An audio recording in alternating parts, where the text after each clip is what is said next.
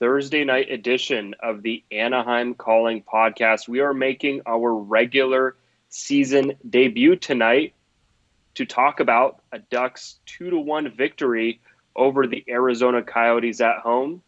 Jake, the Dallas Eakins era is underway, and it was a pretty exciting debut.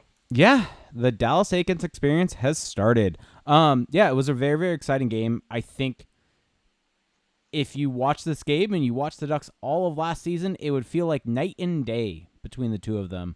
Obviously, are things that we're going to get into a bit more that weren't the cleanest, but I think as an overall fan perspective, just a fan of the game, watching this game was way more enjoyable than watching any of the games last season. And to me, that's the biggest positive from this game is that Ducks hockey is fun again, everyone. Let's enjoy it. Yeah, overall, you could tell that they were looking to create most of the game. There was a lot more stretch passing.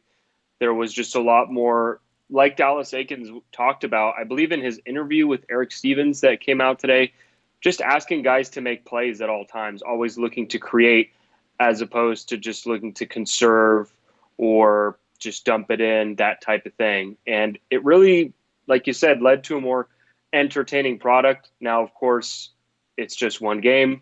We can't get too far ahead of ourselves here, but certainly a promising debut. A couple of things here to get into before we actually talk about the game or we get into the game recap.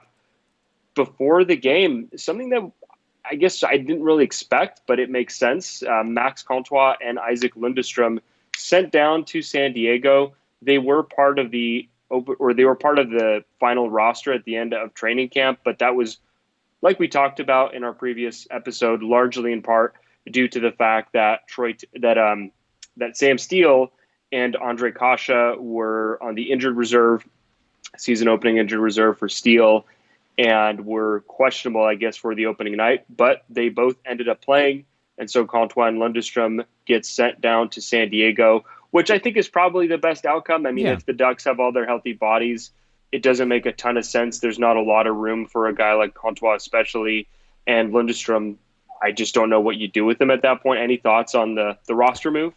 It makes sense. The only thing that's somewhat confusing is that it seemed like they were set on having Comtois in the lineup. I mean, it went as far as Renaud Lavoie said he made the team out of camp and was going to be in the game. So just some slight confusion there from the way it was reported.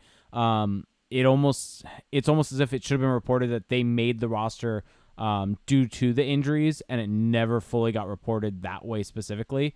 I think overall this is the right move. I think both those guys need to be playing every night. I believe the Gulls are playing in Bakersfield tomorrow, and so this will allow them to play in that game right away and not have to sit and gain rust and be able to get some experience. And so maybe if a guy goes down, they get called up. But you also have to factor in that the Ducks are right now only carrying 22 men on the roster, so they only actually have what would it have been? They would have had 2 healthy scratches. And so I think that the Ducks are fine doing that right now while they're at home.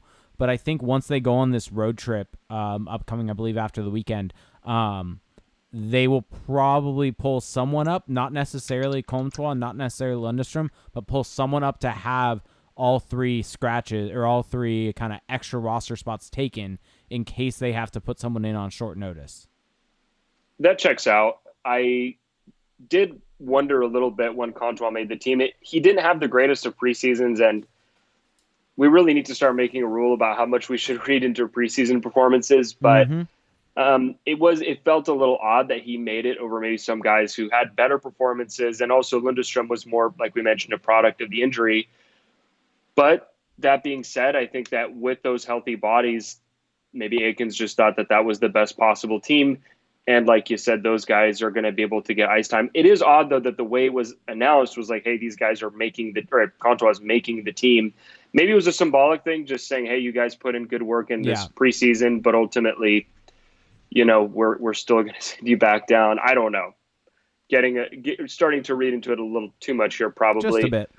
Let's get into the recap, though, because there's a lot to talk about in this game. So, much anticipated debut. The Ducks came out with a lot of energy. Josh Manson laid a pretty big hit on Clayton Keller entering the defensive zone for the Ducks, landed a solid body check that pretty much wobbled Clayton Keller, just slowly made his way back to the bench. A lot of energy, and that energy at times wasn't necessarily, I guess, funneled properly. There was a lot of skittishness in the defensive zone. Yeah. The Ducks were outchanced at 5-on-5 in that first period, 17-8 and 4-2 from the high danger areas. So not a great opening period. No, the first period you can look back and really find a lot of mistakes. The thing is, I mean, right off the bat, there was a noticeable difference between this team and the team of last year, simply because one of the first shifts of the game, I believe, it was the Getzlaf, Kasha, Richie line were in the offensive zone and really controlling the puck well. And kind of on the heels of that, Cam Fowler kept jumping up into the play and getting below the goal line. And it really felt like the defenseman had full reign to jump in and pinch in and get in on the play. And that was something we kind of saw throughout the game, was that the defense really kind of, they weren't being told they need to stay back. They were able to jump into the play as much as they wanted to. And it seemed like there was good communication throughout the roster with, at least as the game went on, a forward coming up high and covering for them. And so we saw it on those first couple of shifts. Where I think it kind of started devolving in this period for the Ducks was with some kind of rust-type mistakes. You saw a couple bad outlet passes. You saw a couple bad giveaways. I mean, Getzlaf overskated a puck in his own defensive zone. Holzer turned over the puck right in front of the net. Just some really poor plays on that front. But I think if you were able to isolate that and kind of look at it and say, well, a lot of the zone or the controlled zone time for the Canucks and the controlled shot attempts that the Canucks, or not Canucks, why am I saying Canucks? The Coyotes were off of these turnovers, and those are very fixable things. And I think overall, from a scheme perspective, it was a completely different game. And I think that if the Ducks, and this was kind of my thoughts after the first intermission, or going into the first intermission, but if the Ducks could continue that scheme and continue that type of breakout and that type of transition, because the transition game was really good when they were able to gear it up and get the passes going. If they were able to eliminate the little mistakes that they were having, it was going to be something that was going to find some success as the game went on. There was a lot of lack of execution in that first period, especially in the defensive zone.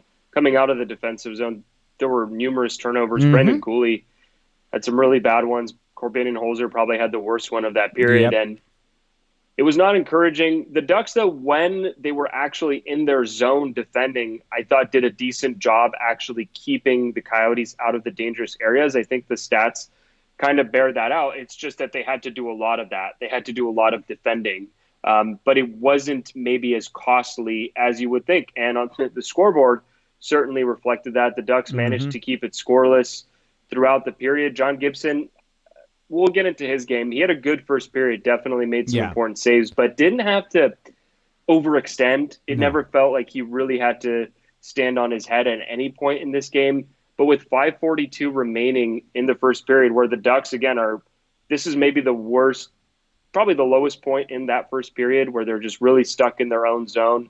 They managed to turn a save from John Gibson into immediately an offensive rush going the other way. And Derek Grant, I got to say, I made a mention of this on Twitter during the game, but if you just freeze frame when he's bringing the puck down the right wing and there's Devon Shore open on the other side of the ice, you just have to wonder, last year, does he try to make this cross-ice pass, or does he just chip it in and get off the ice? Oh, he definitely just chips it in.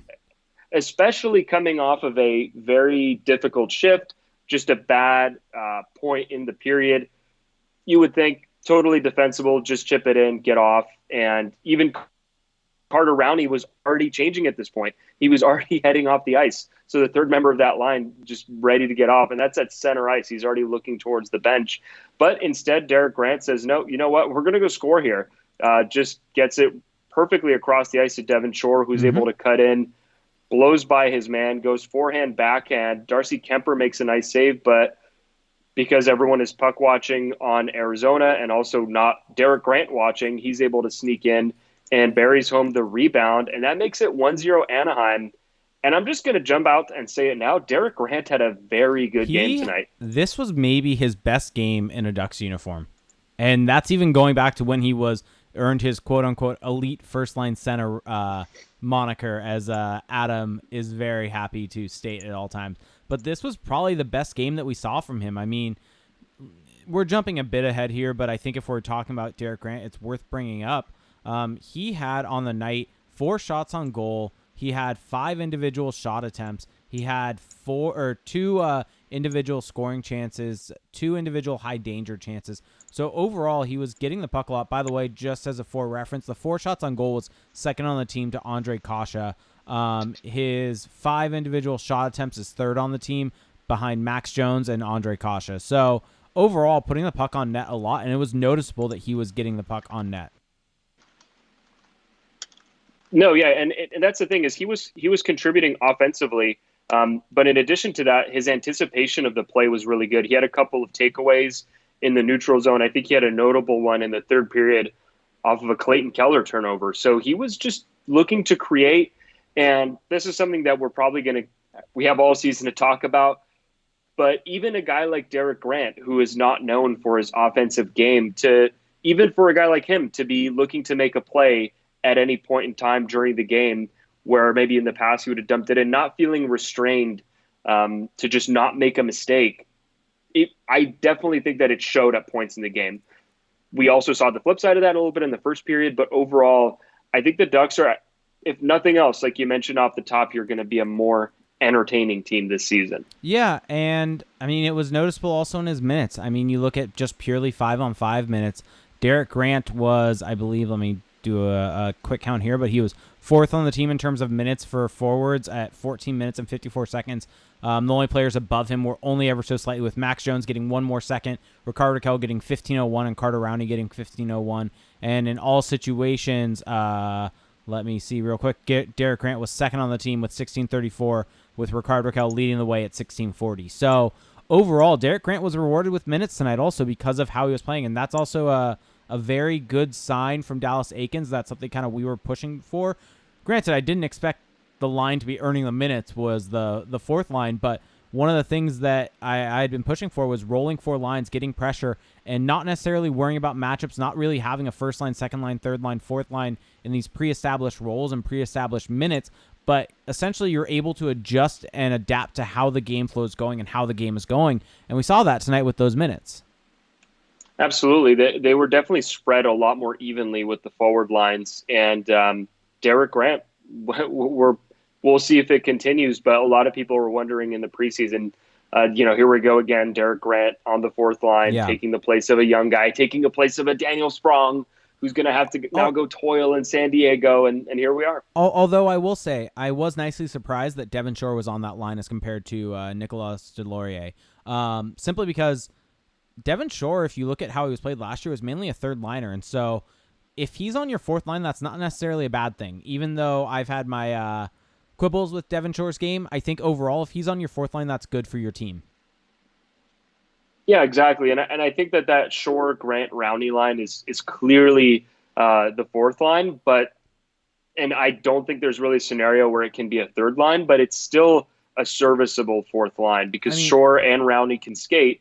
And Grant clearly maybe has a little more playmaking than we thought. It's a little bit closer to what people consider a quote-unquote third line in terms of the role that they play. Mm-hmm. Seeing as the Ducks' top 3 lines all are lines that can create chances, create goals, that 4th line is more so in that mold of a line that people view as kind of the energy line, the third line going out and banging, being defensively responsible. And it's interesting that is just now the 4th line. And if that's your 4th line, that's a good thing. That means you have talent, you have skill up and down the lineup.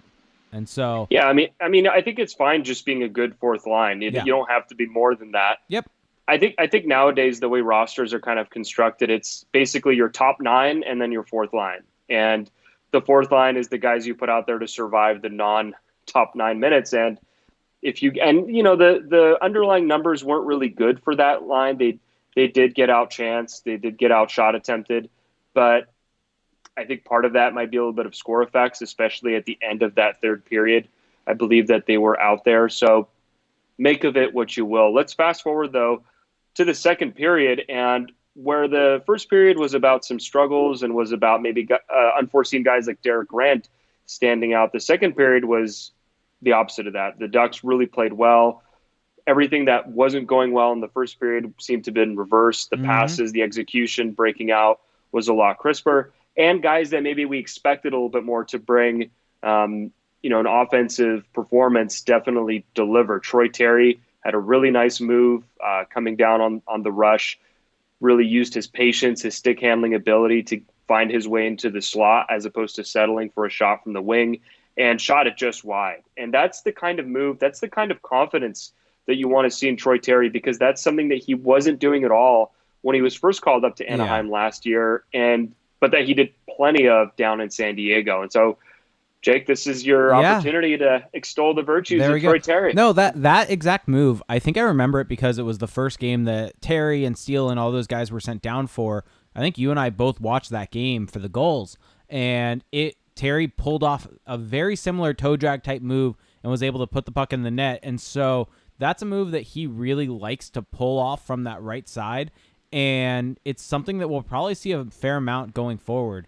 And him being able to create those chances for himself is a very big deal for this team, because that's almost a form of instant offense. The fact of a player can enter the zone and get his own chance and get his own shot is important in this league. Yes, there are certain players that are going to be a bit of passengers on the line and be able to poach goals. That's also important because you put those guys with playmakers like a Ryan Getzlaf.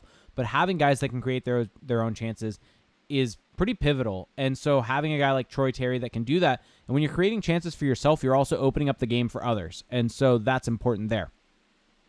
Right. And one thing, so after that play, the Ducks kind of fell victim to this throughout the game, where their forechecking style is so aggressive that they got caught a couple times with stretch passes from the Coyotes.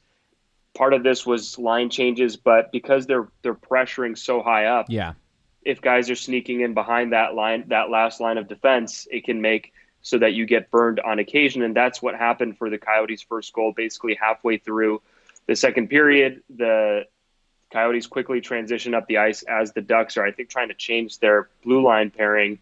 And Phil Kessel just has an unopposed route to the front of the net, gets into the slot, and then dishes it off to Derek Stepan, who is totally uncovered by Nick Ritchie, not really moving his feet here. And Stepan just rips it home, top shelf. Really no opportunity here for Gibson.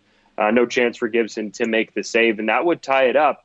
But this goal felt more like the Ducks goal in the first period, where the Ducks, after being outshot heavily in the first period, at that point had tied up the shot count, and it felt like the Coyotes were kind of just scratching one out here as opposed to this resulting in the flow of play. Hockey is definitely a very weird game where I felt better about how the Ducks were playing when they were scored upon them when they scored that first goal. So it's definitely interesting, but I think overall, if you look at that goal against, it's a very fixable mistake. I think we saw that a couple times, like you had mentioned, throughout that second period with the long change. That's going to be a bit of an adjustment period because it seems like they want to be so aggressive on the forecheck, so aggressive at taking the puck in that you can get caught at times. And that's what happened there. Nick Ritchie got caught carrying the puck up the ice, and instead of going for a change, he was trying to make a play.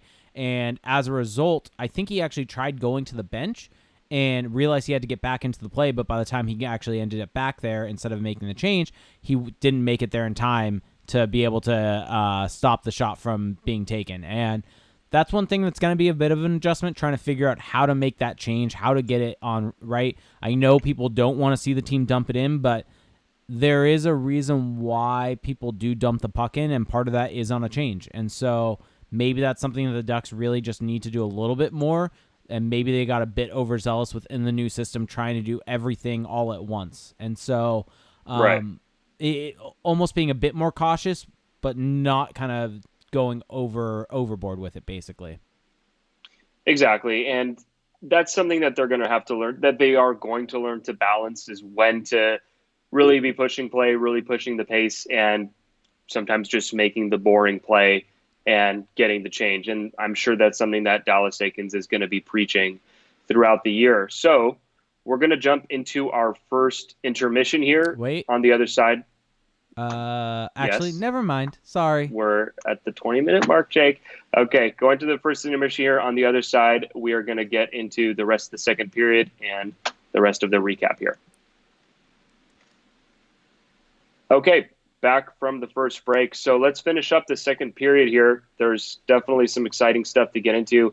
Sam Steele, I thought, after missing almost the entirety of the preseason schedule, had a really good game. and had a really nice move in the offensive zone, controlling down low below the goal line and then cutting back out front, firing it against the grain, and it went off the inside of the right post. So Sam Steele, I mean, overall, what did you make of his game tonight? Overall, it's hard to separate Sam Steele from that line as a whole. I think Steele looked all right. I think that line as a whole, they had some chances and they really kind of built their way into the game. But the issue that you kind of have is that they got hemmed in their own zone a lot. And it's slightly frustrating on that end. But I think overall, they're a line that was able to have success last year. We were able to see it with the sample size last year. And so I'm not exactly concerned at the overall results, but it is slightly concerning that they were defending so much and they're aligned with so much offensive talent. And we saw it later in the game with Rickard Rakell that you really want to see them driving play into the other team's zone.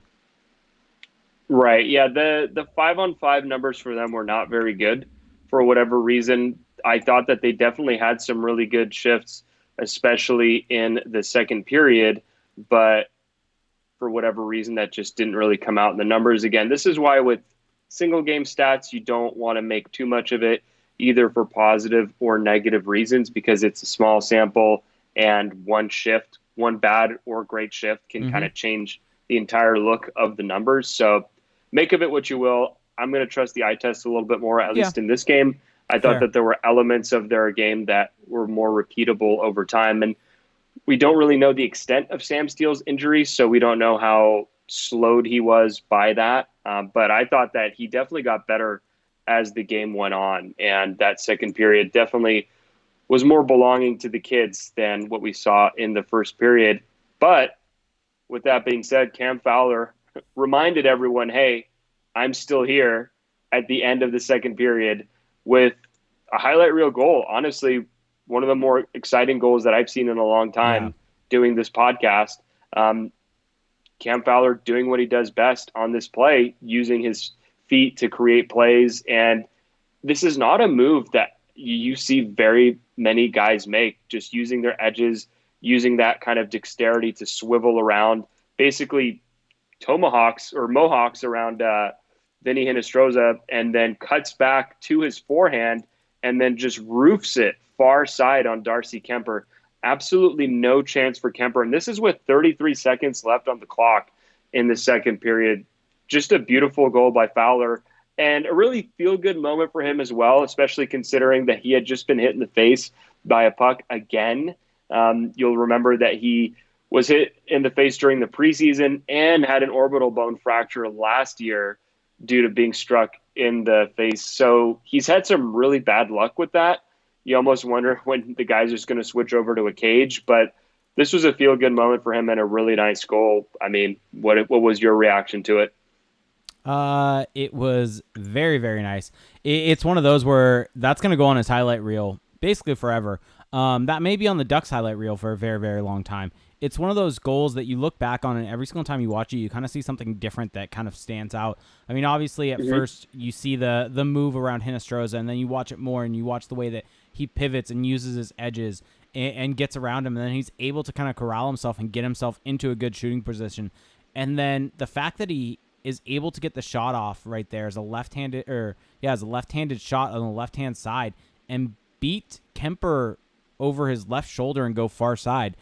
There's a whole lot of things going on there, and it basically took an absolutely perfect shot from Fowler, and he was able to make it, and he was able to get himself into that spot. I think that also part of what factored into it was the fact that I think Kuemper was screened a bit. There were some people in front of him making it hard to track the puck, but Fowler did a great job getting himself into that dangerous position, and this was something that we saw early on with the Ducks defensemen jumping up and getting into dangerous spots, and this was Fowler taking advantage of it and making a really nice shot. I'm going to go out on a bit of a limb here, but I think we're going to see a fair amount of goals from the Ducks defense this season if this continues.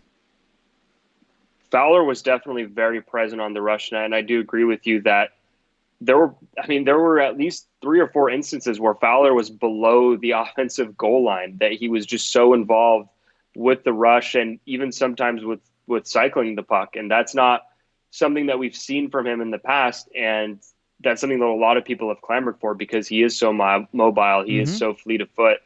One thing that's interesting, or that I kind of wanted to point out about the goal, though, is that part of the reason that he's able to sell his fake so well on his defender is that he keeps his hips open. And as he's doing that, he's able to swivel away. So the defender has to respect his kind of open body language, but as he's turning his edges, he's kind of moving without the defender even realizing. Yeah. Whereas a lot of guys would have approached that just kind of flat-footed, trying to make a move around with their hands. So it's interesting when you're that good of a skater, how much it changes things for you. Jeff Skinner does this move a lot too. And it was just really pretty. Definitely a lot to take away from it.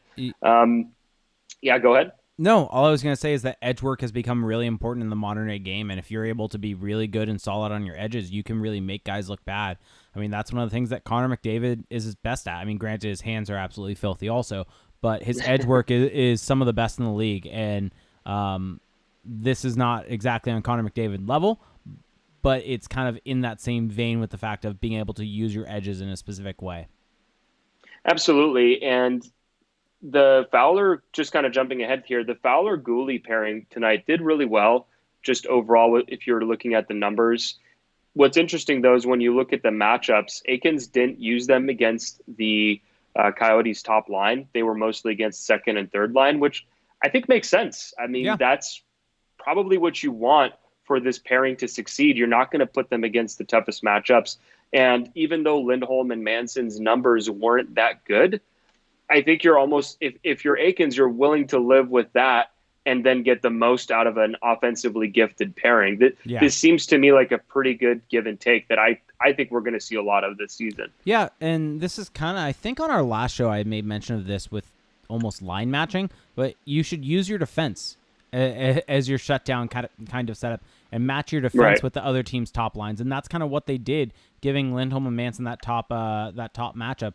And by way of that, Fowler and Guli get the lighter matchups, like you said, and they're able to kind of exploit that. And overall on the night, like you said, Fowler was the highest in terms of Corsi for percentage with 65.91%. And I believe if you also look at just events, they were on the ice for the most shot attempt, or Fowler was on the ice for the most shot attempts for out of all Ducks at 29, Guli second at 25.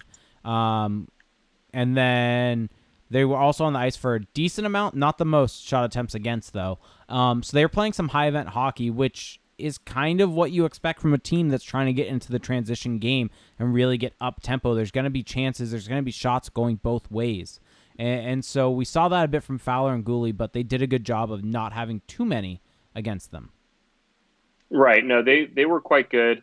And Holzer and Larson, just if we're going to talk about the blue line here for a little bit, numbers weren't very good either. I thought that they did get better as the game went along, though, kind of like the rest of the team. Mm-hmm. I thought Larson had some really good moments along the boards, winning battles, but that's going to be important. You know, if those, especially that third pairing, that not that the Ducks season hinges on that pairing, but it would be nice for them to be able to trust them to put them out and just not blow it, basically. Yeah. I mean, I think that's kind of where the bar is set right now. Yeah, I think it was a rough first period for those two. Mm-hmm. And I think outside of that, they had a somewhat quiet game. I think which is what you want. Yeah, the only thing I can really remember from them specifically is there was one at one point in the second period that they were able to get the point or puck up at the point, and they were passing it back and forth. And Holzer had a chance to put it on net, and said he found Rakell, who was able to put it on net. So it was a good job by him. Instead of just throwing it on net randomly, he's trying to pick out a pass, and so that's something that's good to see. But that's just one notable play as compared to kind of how they actually play as a whole. Also of note, Zenaz8 in our Twitch chat says a wild Holzer is graduated to just Holzer. The bit may have to die. I think he's going to be a regular in this lineup this season.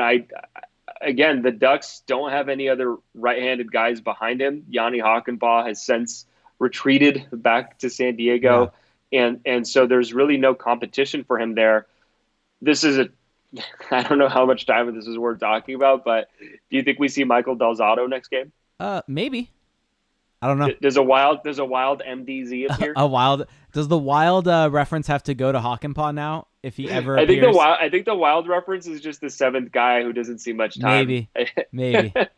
It'll never be quite the same though. Let's quickly go over this third period. No goals to go over. The Ducks definitely had to withstand some pressure from the Coyotes, as you would expect, leading only by 1 goal. Once again, the Ducks with opportunities to extend that lead, notably a power play about midway through the period that was about as much of a dud as it can Mm-hmm. be. No sustained pressure, and not even pressure, just no control. I don't even think they had one real good cycle, and so I'm a little disappointed just for our sake, because we can't really dig into the power play at all. But hey, we've got 81 more of these, so it'll be okay. Ryan Getzlaf, though, I thought that this period kind of belonged to him. I thought that he had a really good third period, winning battles. It looked like Eakins went to him a little bit more. He actually was killing penalties throughout this game, which I Mm-hmm. thought was interesting, especially late in the game. Hit a crossbar with time expiring or late in the period.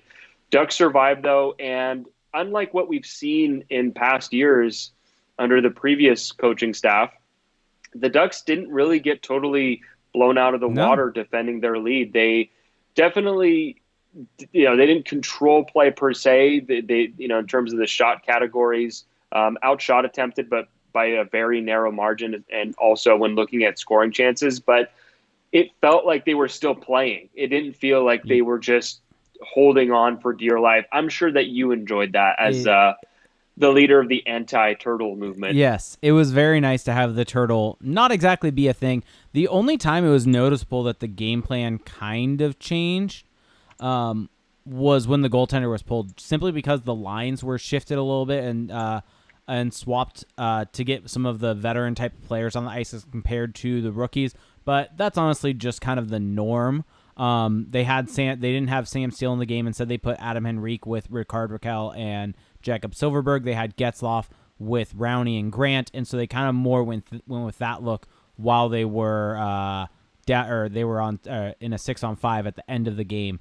But for the most part, I think that third period was. I'm pretty happy with how it went. I mean, you take out the first period, the Ducks really did a good job of controlling play, keeping things going, and then with the lead in the third period, kind of trading chances. And at the end of the day, you look at the stats for it, and actually, I'm gonna switch the screen so you can actually take a look at what the stats were in the game flow chart per natural stat trick. The numbers were actually pretty even: 48% Corsi for percentage for the Ducks, 51% for the Coyotes. Expected goals were 46 to 53. So this is a team that the Ducks are going to be competing with for a playoff spot, probably in the long run. So if they're about even with that team, that's not a bad thing. And if they can pick up wins, and especially when you add in the fact that first period was so chippy, so kind of off as compared to what we saw the rest of the game, I think overall good signs if they can take those second two periods and kind of move that into Saturday's game a bit.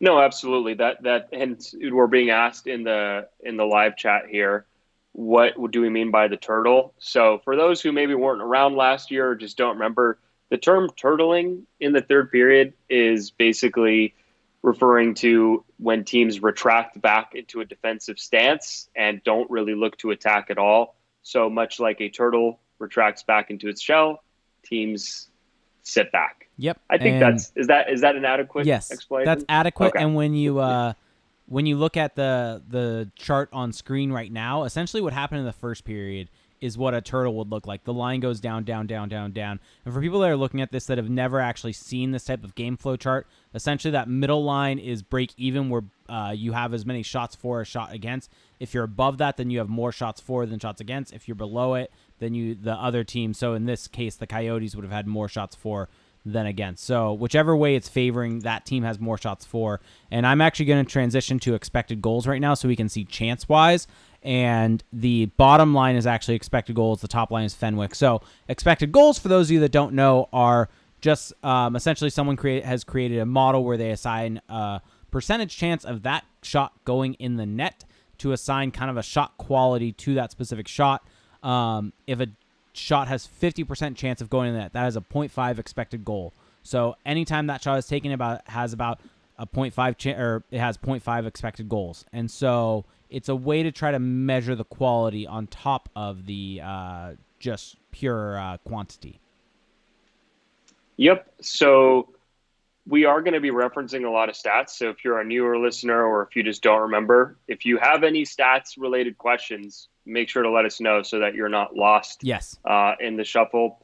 Some people don't like to hear about numbers, and we try to do our best on the show to blend the two because obviously it's not one or the other. Yep. It's both. Yep. But we do definitely look at numbers, and we try to explain them as best we can. So if we're being unclear, that's absolutely fine. Just let us know. Once you understand, I mean, these are not very complex, theories or topics here. But if you don't know them at first, maybe it seems a little confusing. But once you understand them, it's like, oh, okay, now I get it. Yep. Now this makes sense. And it honestly helps because if you watch an entire game, sometimes you might not remember specific things.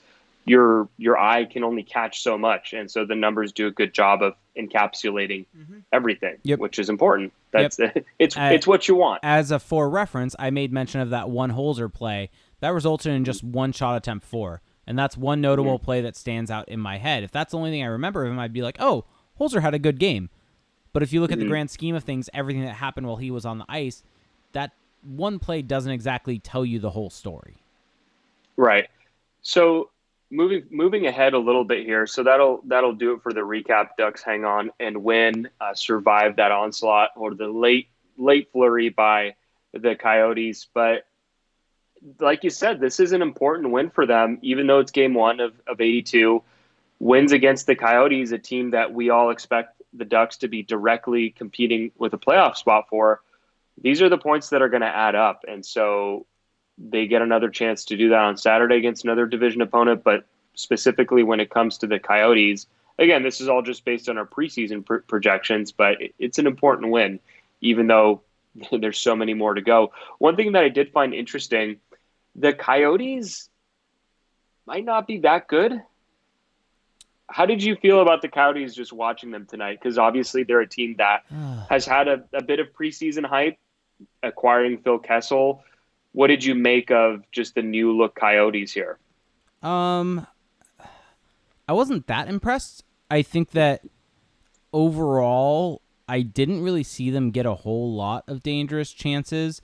Although, I mean, sorry, I'm actually going to go back. I had just turned away from our screen, but you can see here a heat map. They actually got a fair amount of chances directly in front of the net.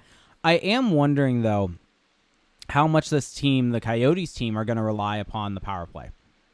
And they only had one power play chance in this game, and the Ducks did a really good job of killing it off. But if they're able to get set up, I could see this team with Phil Kessel on it, with Clayton Keller, with Oliver Ekman Larson on the blue line. This is a team that could be very dangerous on the power play. So maybe it's a situation where at 5-on-5, they're not deciding a whole lot of games, but if they get 2 or 3 power plays in a game, they're able to make you pay. Yeah, they definitely loaded up that top line with Keller, Stepan, and Kessel. But like you said, the Ducks did a good job, at least for the last 40 minutes, of keeping those guys out of the dangerous areas. So we're going to jump in now to our second and final break. And on the other side, we are going to finish up looking at tonight's game, and we are going to get into some listener questions. Okay, back from the second break. Jake, any final thoughts on tonight's game? Anything else that caught your eye, maybe just in regards to big picture stuff, Dallas Eakins strategies, lineup construction, anything else that kind of stood out to you in tonight's game? I think the other thing, have we mentioned this really yet so far in this podcast, but the Ducks really didn't do any form of line matching. I know we kind of briefly mentioned it, but I don't think we really went in depth on this. And I think it's something that's very interesting because the Ducks were one of the prototypical line matching type of teams during Randy Carlyle's both of his different tenures, and even under Bruce Boudreau at times, they would get very heavy into line matching, and that was one thing that was always talked about with having to have this shutdown line. And I believe I mentioned it on our last podcast, but Gerard Gallant, I believe it was his first year in Vegas, made mention basically of someone asked him, does he go out, does he match lines, all these different things. And his response was, I'm not smart enough for that. I want to let my guys go out and play. I don't want to hinder them. I'm just going to roll my lines. I'm not smart enough to figure out which line needs to go out next. I just figure out, all right, that line, next line goes, next line goes, next line goes. And that's kind of the mentality the Ducks had. Granted, I think Eakins thought about it a bit more and wanted to get guys out there that were having success in the game at that point, which we saw with the likes of Carter Rowney and Derek Grant getting some more ice time along with Devon Shore. But they weren't really line matching in any specific way. And the benefit of doing that is you're coming at teams in waves. If you're line matching, you're going to have a very big distribution of minutes at 5-on-5. You're going to have your top line being around 18 minutes and then every line kind of following in from there. The Ducks forward group, it's pretty even with Nick Ritchie being the lowest at 10:49. This is all at 5-on-5 and Rickard Rakell being the most at 15 minutes. So there's a 5-minute difference between the top and the bottom. That's a pretty even split all throughout. And that's a very good sign for a team if you're not doing line matching. So you're able to really get guys out there, go in hard with the forecheck, get high pressure, and you're able to roll 4 lines. And so every line is able to be fresh because those minutes are being distributed. Yeah, I think there's definitely still a place for line matching in NHL, but I think it's more of a playoff thing. I think that in a regular season where it's a marathon, this is something that Dallas Eakins has really been trying to drive home. They're trying to just nail down those matchups every single game. It's probably just exhausting for everyone involved. And I mean, I get it. You're playing a sport. It's going to be tiring, but I think just letting guys kind of just go in and out of the game, establishing a rhythm and not being so tied to who the other team is putting out there. I think that that's just good for one, energy conservation. If you look at the spread tonight of 5-on-5 minutes, there's only about a 2-minute spread between the line that had the most time on ice and the line that had the least. So if you just go by time on ice at 5-on-5, the Shore Grant Rowney line led the way with 12:22. And then you have Rakell Steele Silverberg with 11:51, Jones Henrique Troy Terry with 10:37, and then Ritchie Getzlaf and Kasha with 10:27. So there's not a clear-cut first line in there. There's not really a clear-cut anything. It just seems to be more of a matter of circumstance, and I do find it slightly humorous that the Grant line led the way. I do think this is a good strategy long-term, though, just for a regular season. I do think, though, that in the playoffs, it may be a little more important. But like I mentioned on the last podcast, this is also just a matter of your personnel. There are some teams where if you have a line that can handle tougher matchups that you know you can just put them out there and negate the other team's top guys, well, that's obviously a card that you want to play when you can. But if you don't have that, you don't have to force it either. You can just play with what you have. Yeah. One thing that's being talked about a bit in the Twitch chat right now is, as we're talking about minutes, the fact that Ryan Getzlaf only played 13:36, the least of any center on the team. And if that's something that kind of Getzlaf, if he thinks it's weird, or kind of what our thoughts on that are, for me, in my opinion, it's a good thing. Like you said, Dallas Eakins has said it's a marathon, not a sprint. You need to conserve guys' energy, and especially if there are other lines that are having good games that are able to help the team win, why not give a guy a bit of a rest? And especially Getzlaf, as he's getting older and is kind of on the downturn of the aging curve, being able to give him a bit of a rest, not have him play 18, 19 minutes in a game, that's just going to be good for the long-term health of Getzlaf throughout the season. And maybe that's something that, Director of High Performance, Jeremy Bettel, has been trying to influence in the roster is minute distribution and workload management. And load management. Sorry. And maybe that's something specific with the fact that Getzlaf is by far the oldest player on the roster outside of Ryan Miller. Exactly. And Getzlaf isn't just up there in age. He's also just has a ton of miles on his body with the consistent playoff runs, Olympics, international play. That adds up. So he's got a lot of tread on his tires, or not a lot of tread left on his tires. If you do look at the minute distribution, though, with all situations, so including power play, penalty kill, Getzlaf comes to 15 minutes, 15, and that's in a game where the Ducks only had one power play. And so on nights where the Ducks have an average, 2 to 3 chances, maybe that goes up to 16 or 17 minutes. But those still aren't as heavy of minutes as he was getting in the past. if you look at all situations minutes for forwards, Rickard Rakell led the way with 16 minutes, 16:40. So there was a really egalitarian approach here to the minutes with the forwards. And maybe that was just situational. It's so hard to say moving forward, but this kind of jibes with everything that we've heard from Dallas Eakins so far. I do wonder if part of the reason that Getzlaf's utilization, or maybe it was just a perfect storm, part of the reason why his usage was lower tonight is because Ondrej Kase is also coming back from injury.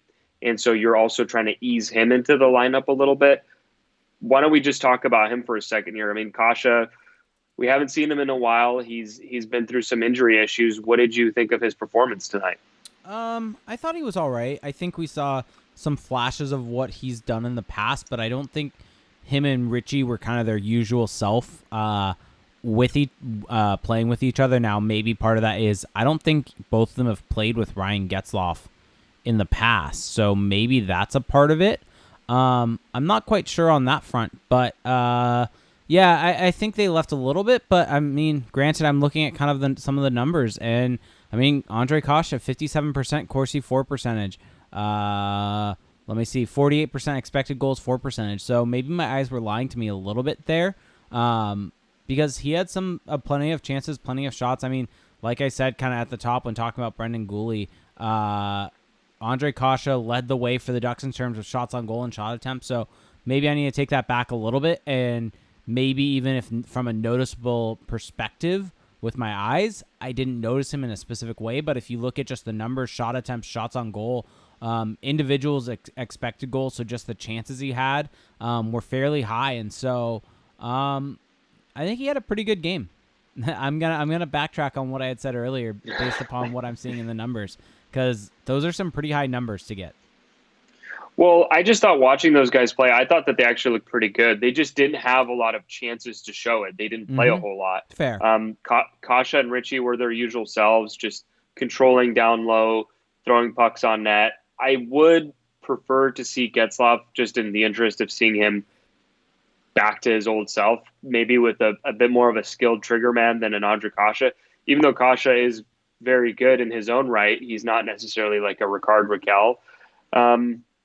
Okay, let's wrap up with just overall thoughts here, though. Any other players that stood out to you want to quickly touch on here? I know we've talked about FowlerGuli, but I think overall he had a good game, and I've said in the past that he's kind of an X factor. We haven't really touched on John Gibson's game. Quietly, very good. Yeah. I don't really know if there's a whole lot to say.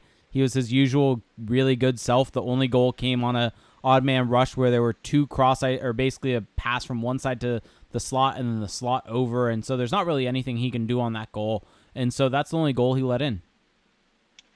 Yeah, with John Gibson, he definitely had to be very good. I mean, 32 saves on 33 shots is definitely no joke, but it just didn't feel like last year where he had to be Herculean, diving across the net, really having to make these difficult saves that are going to take a toll on his body. So it's what you want, and that's what he did tonight. Okay, should we transition over here to some listener questions, or did you want to give the little spiel here about Twitch? Let's go through the little bit of a spiel here. So for those of you listening to the recorded version or watching the recorded version on YouTube, also if you're watching on YouTube, please like and subscribe. It really helps out a lot. And if you comment, I will read the comments.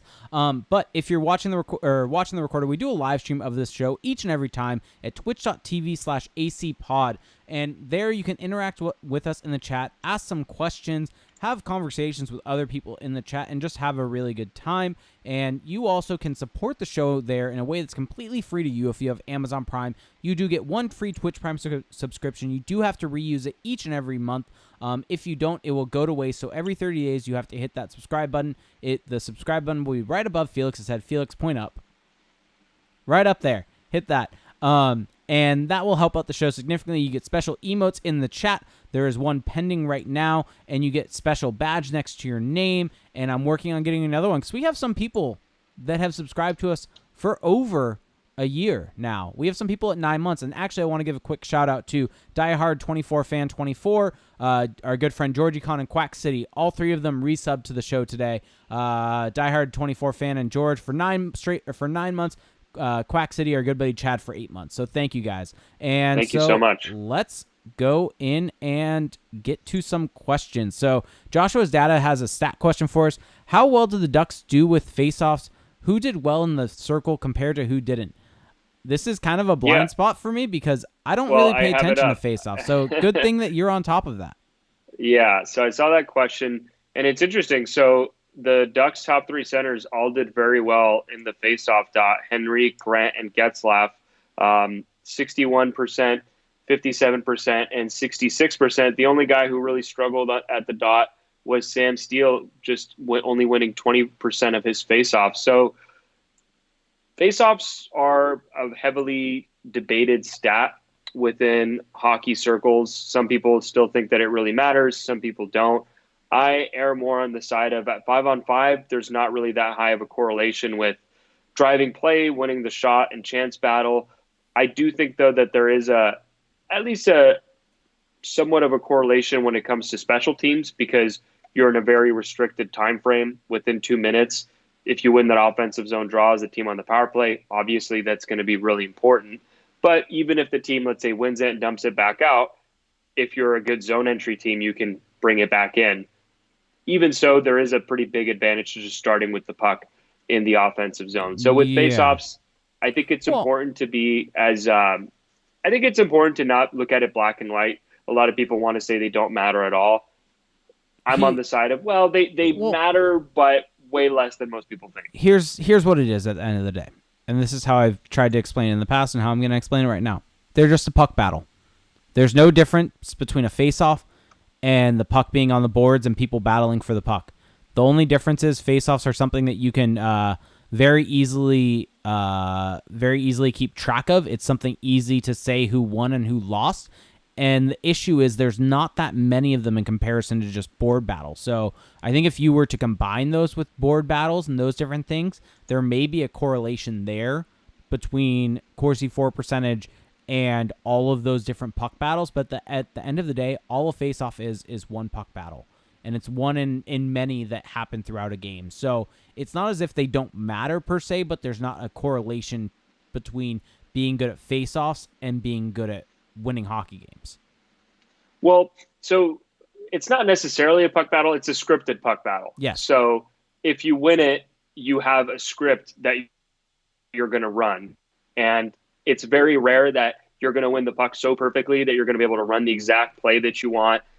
You don't really see that very often. Now, you see it, for example, in defensive zone draws where you win it back and then you have your far side winger streaming up, and then the guy who wins it along the boards, the D-man, then rims it up to the other side. You see stuff like that, but honestly, I'm right there with you in most respects. I think that it's an opportunity for coaches to control something which they love, and that's why before face-off plays, you see at the end of a game, you see a coach call a timeout and just start scribbling all over the board, and you wonder if guys are actually paying attention to that or not. You saw Phil Housley do that at the end of the game tonight. So I think they're pretty overblown. I don't want to – I mean, I think it's guys take pride. Guys take a lot of pride. Like, there's a lot of pride attached with face-offs. If a guy's really good at the dot, it's just something that for whatever reason guys just really take pride in, which is understandable. It's just we have enough data now. We have enough information to understand that that's not really a huge driver of success. Yeah, and I mean, there's also this fun little part of the conversation. We don't have to go too in depth on this, but it's something that's been looked at is sometimes losing a puck or losing a face-off in the offensive zone is not a bad thing because the puck ends up closer to the net than if you won it. And if I'm remembering correctly, Bruce Boudreau, when he was the Ducks head coach, used to have plays where Getzlaf was supposed to lose the face-off because the Ducks were so good in on the forecheck that they would jump it, get in on the forecheck, and the puck's below the goal line. They win it back, and they're in a really good chance to get a scoring opportunity as compared to if it's at the point. And yeah, honestly, I just think they matter for power plays. Yeah. That's kind of where I'm at on them. Okay. I think it's you want to win them. Anyway, I don't know how this became a face-off debate. Yep. So anyway. SFU Shane brings up, and this is something Walter45 and a couple other people, Drew Seffer 42 brought up something similar. But basically, today the alternates were announced as being Jakob Silverberg and Josh Manson. What did we make of it? I think that Silfverberg makes sense with the way that Bob Murray. Yeah, spoke we didn't about him talk last about year. that. My apologies. Yeah, but we didn't touch on that earlier. With the way that Bob Murray talked about him, Josh Manson also makes sense on the defensive end. The only thing that's kind of going about, and this is something that I have not exactly seen, Eric Stevens in his article today had made mention that he was talking to Dallas Eakins, and Eakins was trying to figure out if, am I saying Eakins right? Is it Eakins? I think it's Eakins. It's Eakins. Eakins, there we go. It's not Eakins. I know. Just was second guessing myself for a hot second. Just ignore the E. Just pretend it's just an A. I think I've been saying it right this whole time. Hopefully I have. Yeah. Sorry if I haven't. Well, you started with Eakins a couple years ago, and you've slowly moved over into Eakins. Yes. But so in this article, Eakins made mention of the fact that he wasn't sure if he was going to go with just 2 straight assistant captains for the entire season or have it being a rotating cast of assistants like it has been in the past couple years. I don't know if I've seen anything confirming that Josh Manson and Jakob Silfverberg will be the 2 assistants for the entire year or if it's going to be a rotating cast. So that's the only thing I'm not positive. Some teams do road and away assistants or road and home assistants, so maybe that will be the case here. I don't know. Yeah, so not exactly. How much does it really matter? Who knows? Yeah, exactly. Not exactly sure. But some people have asked, how is that determined? It really is team dependent. And by the sounds of that interview with Eric Stevens, it seems like this was a Dallas Eakins decision, not a team decision or a team vote decision. Which is fine. Mm-hmm. Whatever. We're not in that room. Yeah. Uvmol asked us, is this the year Grant gets a longer non-league minimum contract and cements himself in a 4th-line center role? Has one good game. Time to sign the contract. Let's do it. Sign him now. Lock him up. He's going to be a hot commodity. But, I mean, it's early. Yeah, There's hope. If he keeps playing this way, sure. He can get the Carter Rowney contract. Yeah. The confusing 3-year deal. Let's see.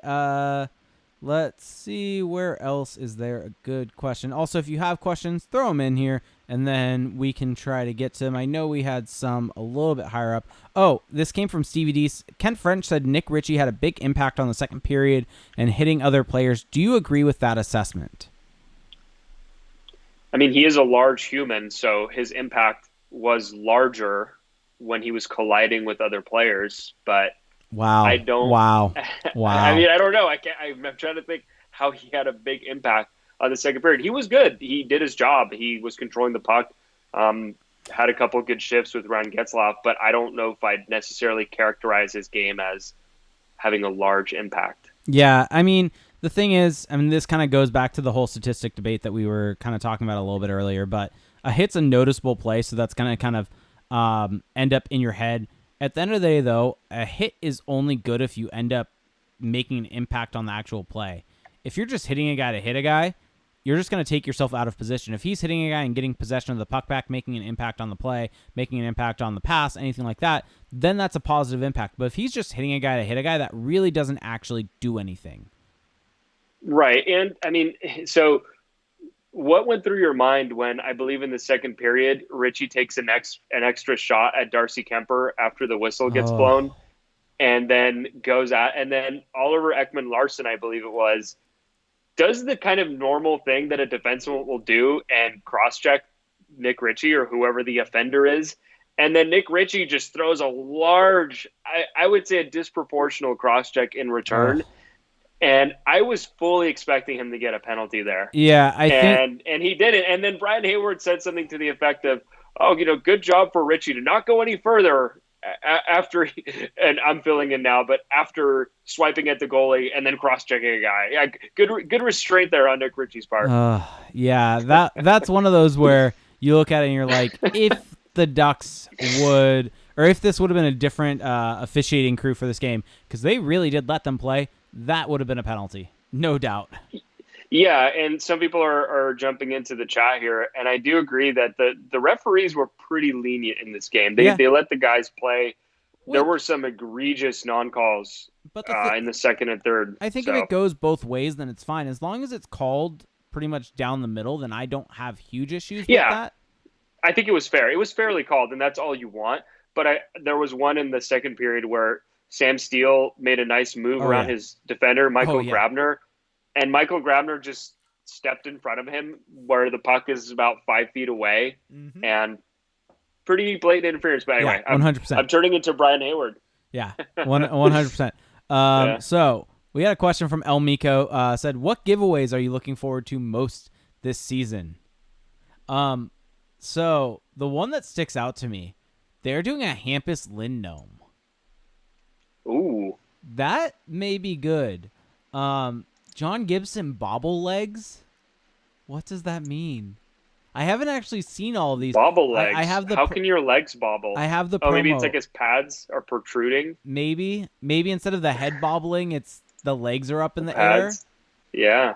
I don't know how to feel about that. I mean, I think I know what your favorite promotional night is.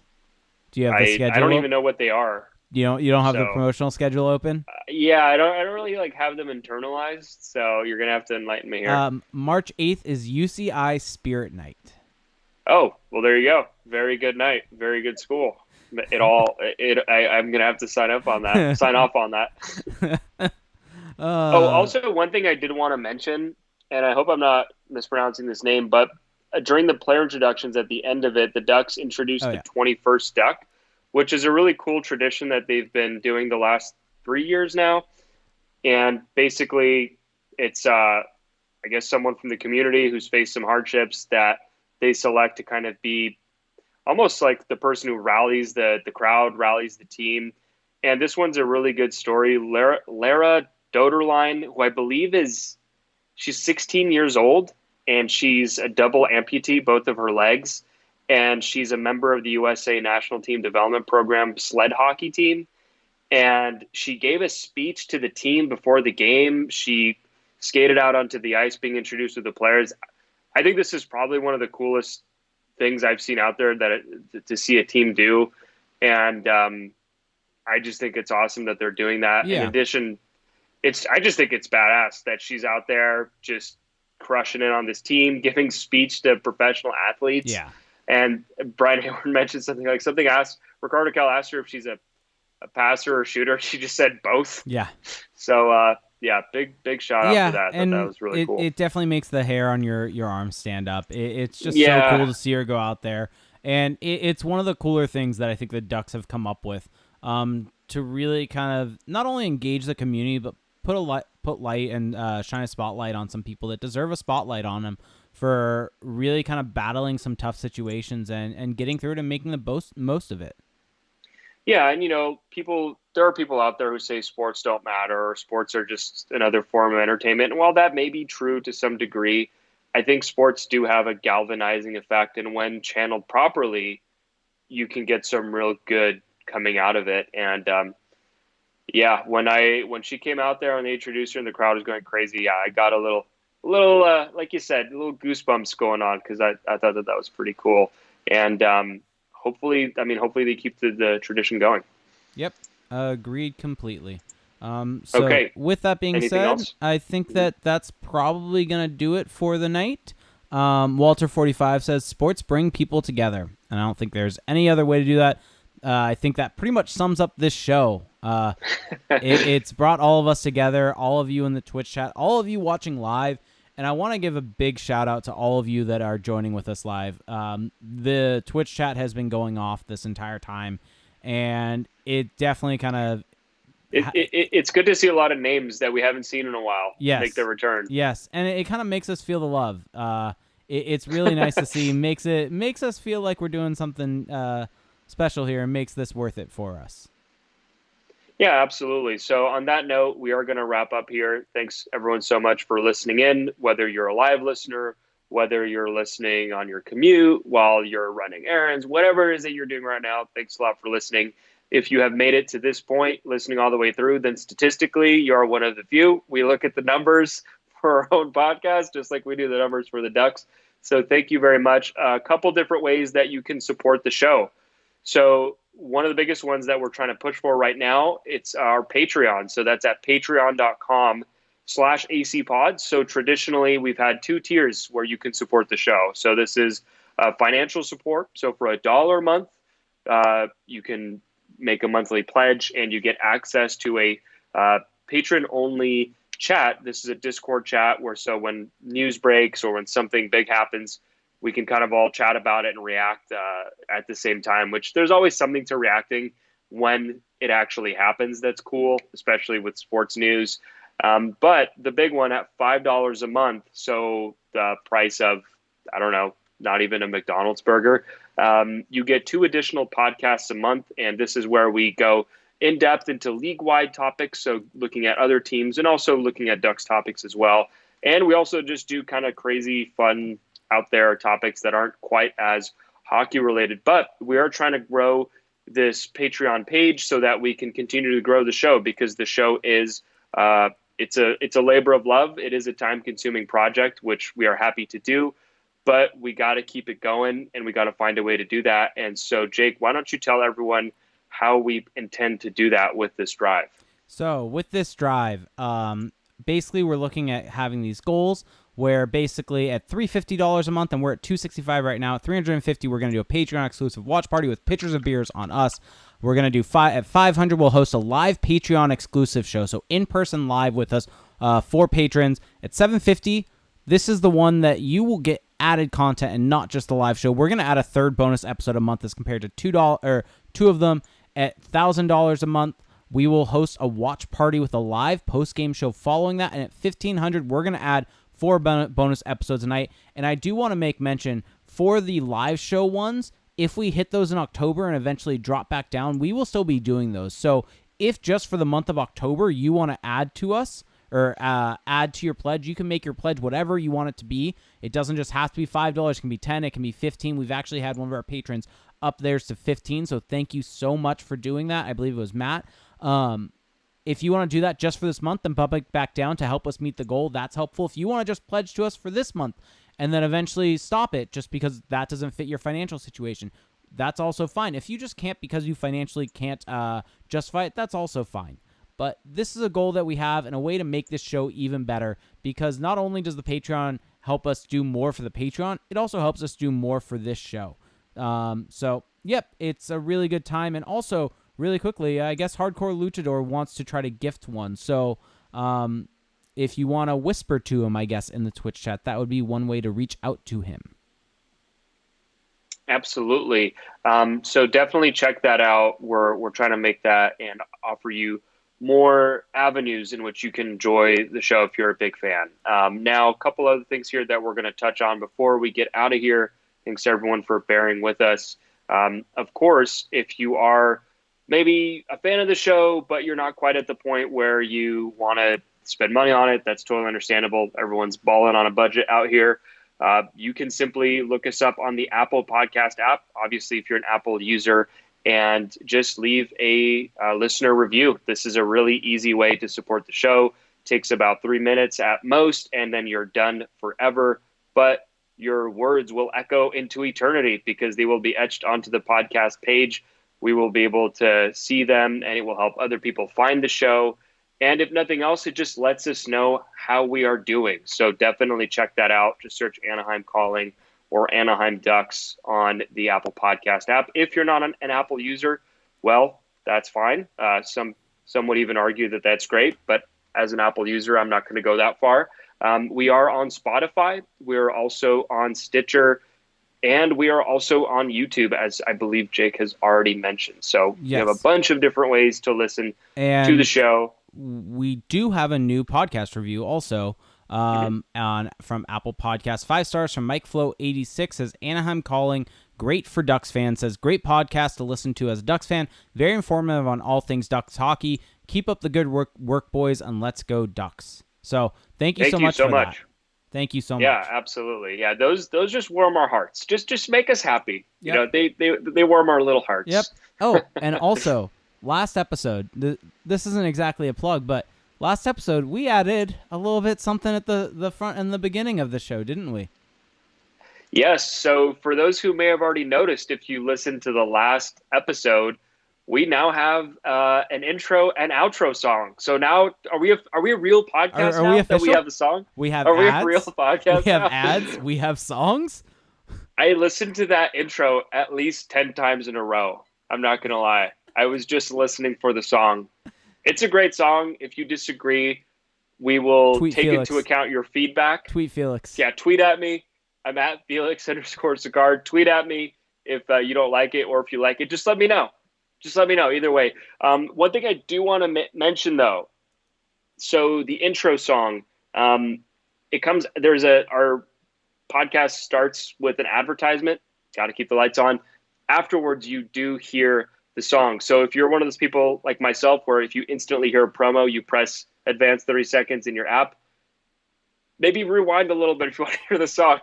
That's if you want to hear it. Maybe you just want to skip the song also. I just want people to hear it. It's a great song. STFU Shane in the chat saying intro song is on point in all caps. I agree. It should be on, actually, when we hit the stream has ended screen also for the people watching live on Twitch. It's a great song. It makes me want to run through a wall and then run back through the other side of the wall. So anyway, check us out on Twitter. Check Jake out on Twitter. He's got his weekly rankings that will be coming up soon. I believe he's got one coming out tomorrow. That's at Radio Game 71. I do? Are you no, he does it tomorrow, but I'm trying to get him back on the I think the first one will be written not this weekend, but the weekend after. I want to get some sample of games before I can get it out. So for those who don't know, Jake's weekly ranking is where he ranks the weekly performances of the team, either line by line or player by player, 1 through 5 system, 5 stars being the best, 1 star being the worst. But he uses a proxy to do that ranking. So instead of it being 5 stars is the highest, it'll be like the best candy is the highest ranking. What should I do? And what so should the I do? ranking, What should I do for my first ranking? The rankings are very subjective. Because of that, the rankings are they're purely subjective. Although it's ironic because the guys are actually ranked by their statistical performance, which is very objective. Jake then has to blend in his own subjectivity. And they're a lot of fun. It's great. I honestly just click on them just to see what the rankings are. You don't even look at them. I would bet most people don't just even to look disagree at the with them. What should I do as my first ranking? Let's go with that. Let him know. Oh, I'm asking you. You? Oh, you're asking me. Rank Star Wars prequels. I think you've already done Star Wars movies. I've done Star Wars already. Well, it is Halloween, it's spooky. I guarantee season. that I've done something I guarantee I've done something Halloween themed before. Yeah, but honestly though, it's that time of the year. Oh, it's that time of the year. You get a free pass. Stevie D's chiming in with rank breakfast cereals. You need to go back. You've done that. I definitely did that. Cinnamon Toast Crunch was definitely 5 stars. No.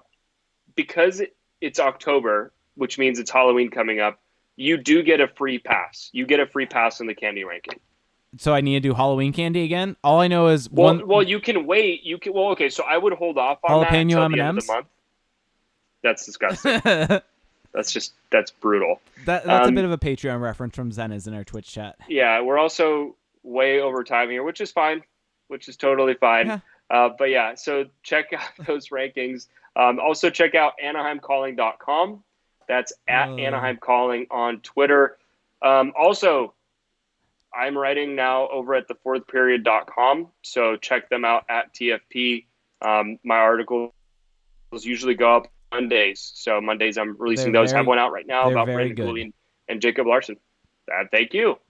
Very good. As are your rankings. Oh, thank you. So, really quickly, want to give a shout out. Mm-hmm. We got 4 new subscriptions to the show on Twitch. Mm-hmm. Bionic Christ, Crazy Mexicano, El Mico, and J Northcott 22. All 3 of them were first-time subscribers. Bionic Crisis has resubscribed for the 2nd month. So, awesome. Thank you guys so much. Absolutely. And on that note, that will wrap up our first podcast of the season.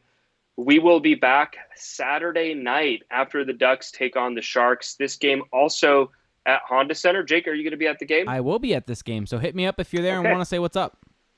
Yeah, and then after that, just to give you an overview of the schedule, if you're a scheduler like me and you want to know what's coming up ahead, we've got Sharks on Saturday, and then we will be doing 3 podcasts the week after. So Ducks play the Red Wings. The Ducks are actually getting their Eastern road trip out of the way early, and they're doing Ducks Red Wings on Tuesday, Ducks Penguins on Thursday, and then Ducks Blue Jackets on Friday. Some nice and early podcasts for us. Yeah, we're gonna get to bed at reasonable hours next week. Yeah, so that's exciting. Okay, on that note, Thanks everyone for listening, and we will catch you at the next show. Bye.